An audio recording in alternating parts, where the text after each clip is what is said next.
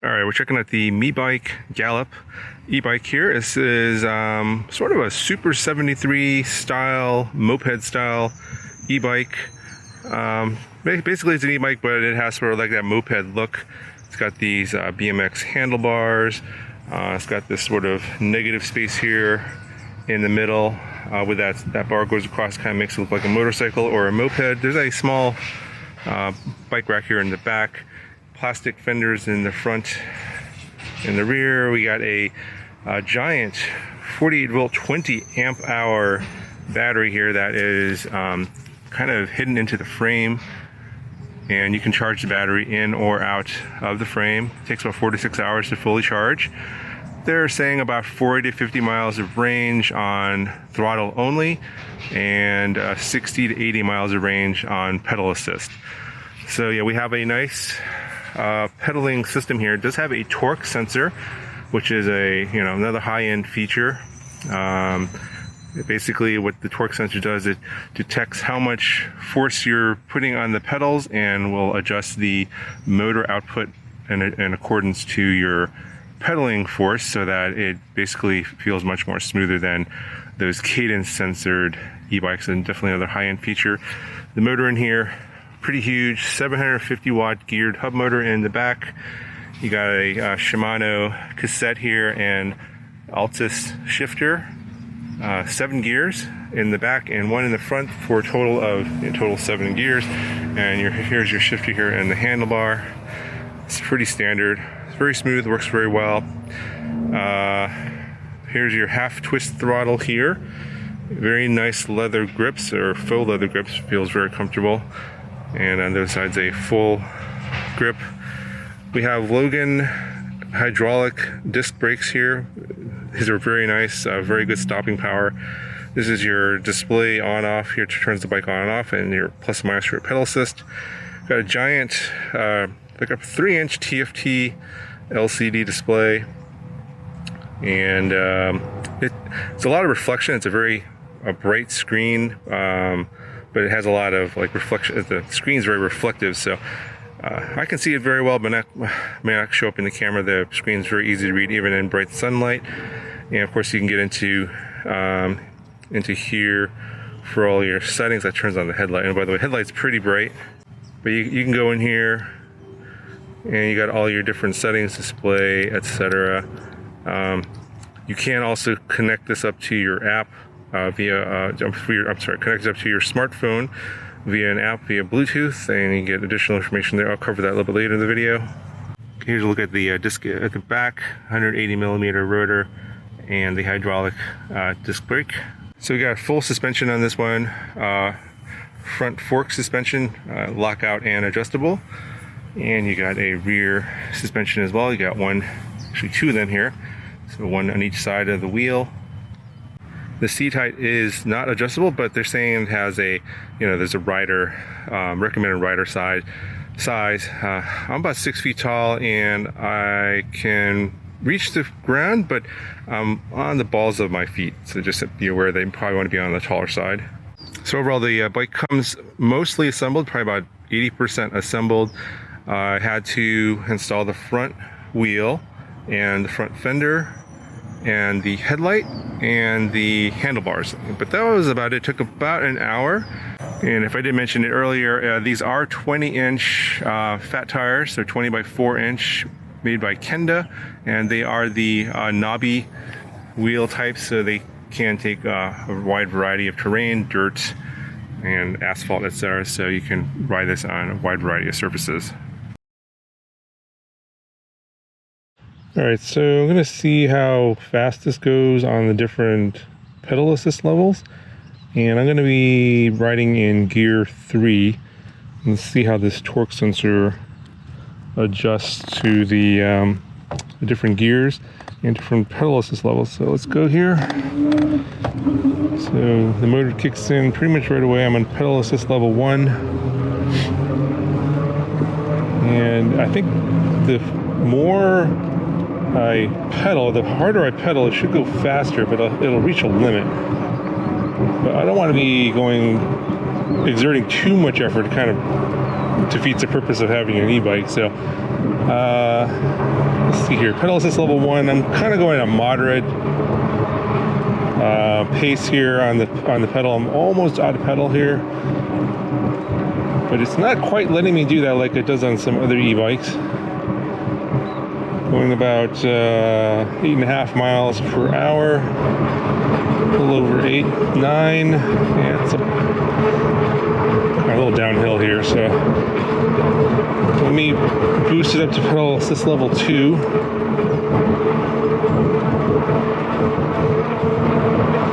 And 2, going a little bit faster, almost 10 miles an hour.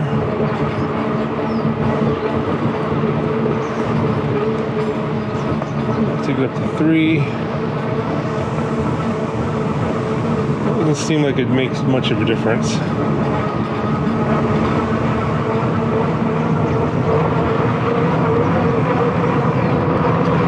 I think I just have less. I'm pedaling less, but I'm getting more motor assistance.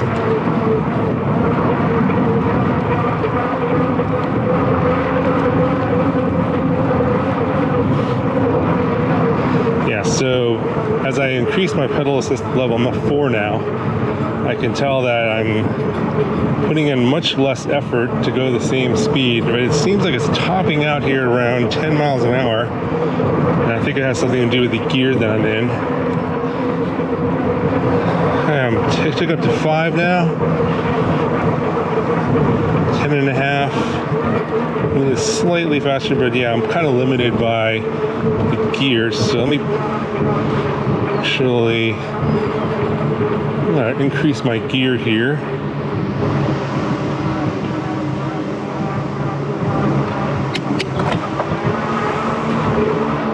Took it up to gear 4.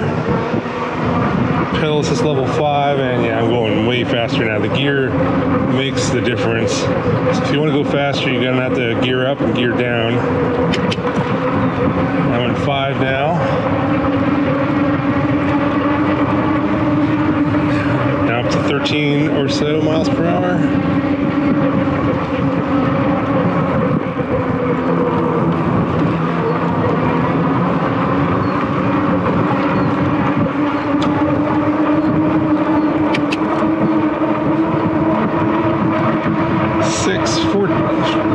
Gear 6 now, about 14 miles an hour. I'm gear 7, the highest gear.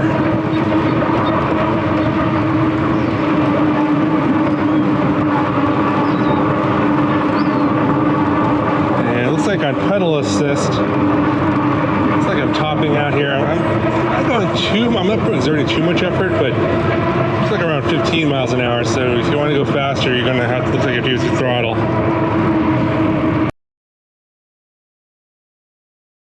Okay, so we're at a standstill, and we'll see how fast this can go from standstill to the top speed. Here we go.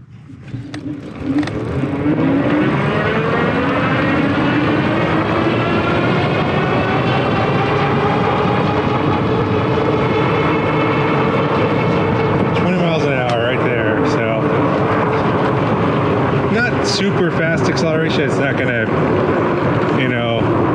put your back to the wall or anything like that, but it's pretty decent at this weight class. Okay, so I'm gonna link up the bike to my phone, and I already installed the app. Let's bring up the menu, go down to Bluetooth. And this little QR code you'll have to scan with the app.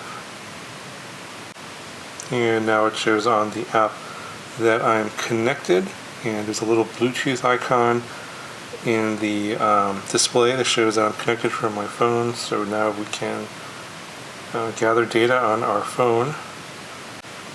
Let's see, looks like you can check your battery, turn the headlight on and off from the app.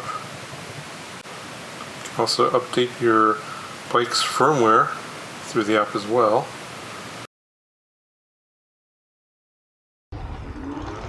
Overall, I'm really impressed with this bike. The looks of the bike are really unique. You know, for those of you that are interested in that Super 73 look, I think this is, I might actually think it might be a little bit better looking.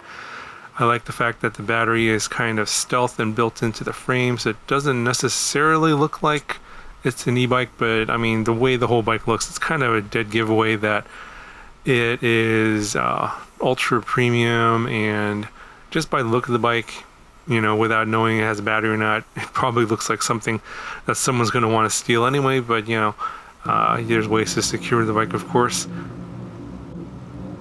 Everything on the bike mechanically and electronically worked flawlessly. It didn't have any issues with anything weird happening, no weird rattles or anything like that. A few minor squeaks from the brake here and there from the hydraulic brakes, nothing terrible, and it was very infrequent, so I wasn't too concerned about that, and probably could be fixed with a minor adjustment to a couple of screws. Not too worried about that. Something I didn't mention earlier is that the battery pack is, you know, 48 volts, 20 amp hours, you know, huge battery, 960 watt hours. But they say, or they claim in their marketing materials, that the cells inside are either from Samsung or LG. So those are two brands that are fairly known for pretty good lithium ion cells. Typically on a lot of e-bikes, especially ones from China, they will come with Chinese branded or unbranded 18650 cells inside, so you get a lot more voltage sag or battery sag, especially when you're going up hills or when you're needing to draw more power from the motor. This bike didn't seem to have as much of that going on. At least in the behavior of the percentage of the battery that was shown while I was going full speed, it didn't really drop at all. So especially even towards like the end of the pack, towards when you're getting sort of like around 20-25%, usually you get big voltage sags, and this one didn't seem to show that, so I was pretty happy about that. Now the bike does come locked or speed limited to 20 miles per hour, and that is so that it can maintain its legal certification to be sold in a lot of areas, especially in the US. There's limitations or legal limitations on how fast you can have these e-bikes go, and 20 miles an hour is typically what that is. So there is a way you can unlock it so you can go up to, I believe the max speed is 28 miles per hour. So you can go into the bike's menu on the display, and there's a password you have to put in to unlock it. I'm not going to show the procedure here in the video just in case there's any legal issues with showing how to make your bike illegal. So just letting you know that it's possible, but if you want to know how to do that exactly, I'd recommend contacting the customer support email at Meebike, and they'll send you the correct instructions on how to do that for your model. But yeah, it is possible to go faster, but for me, I felt that 20 miles per hour is plenty fast enough for this one. I, you know, don't like going very fast, and I want to kind of keep things on the safe side, especially, you know, I ride these bikes in kind of an urban area with a lot of other cars around, that kind of stuff, and people, so going too fast can be a little bit dangerous, so I kind of stay away from that kind of stuff.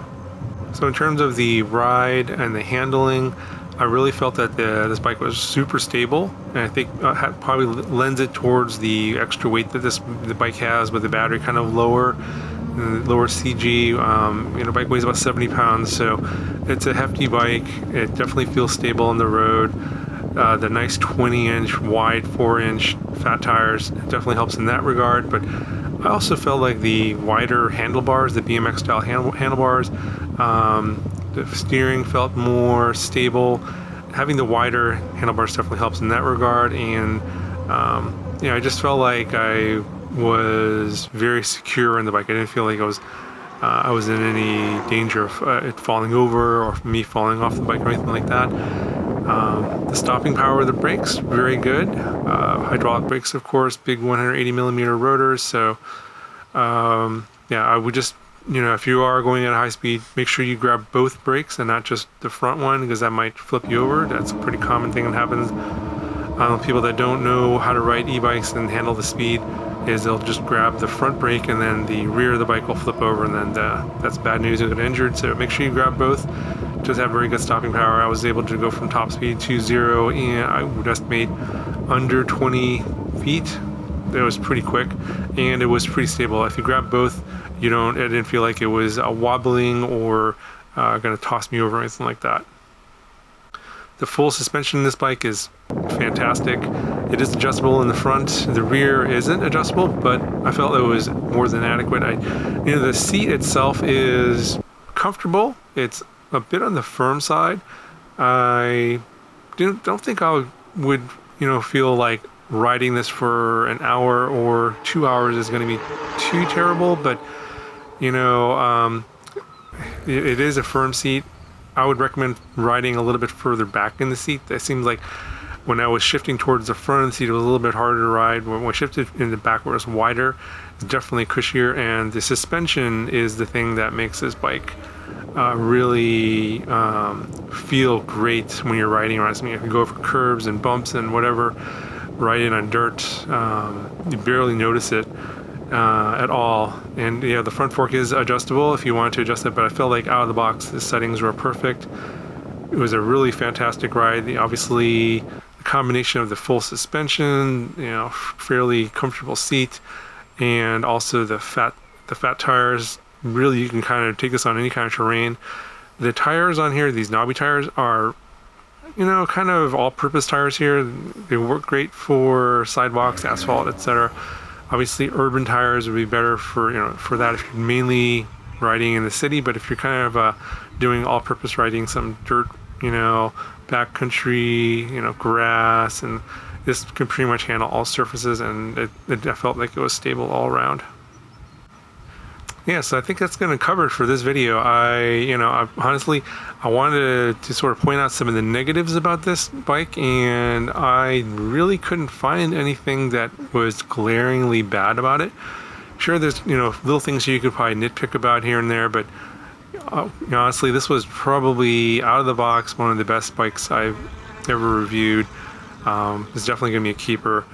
And yeah, it's definitely on the pricey side, but if you want to check out the video description, there might be a coupon code down there for some dollar amount off. I'm not exactly sure how that I'm going to be switching those out once in a while, but yeah, for the money, what you get out of this bike, with the torque sensor, the big 750 watt hub motor, the full suspension, the overall design of the bike, the way it rides, everything about this was a fantastic overall. So definitely have no reasons to not recommend this bike if you're interested in a bike in this price range and of the capabilities in this class. I think this is the one for you. Obviously, this bike isn't going to be for everyone. There's people that are going to want different styles of bikes. But if you're looking for like that Super 73 type of, moped look or motorcycle look, e-bike, this is definitely going to be right up your alley.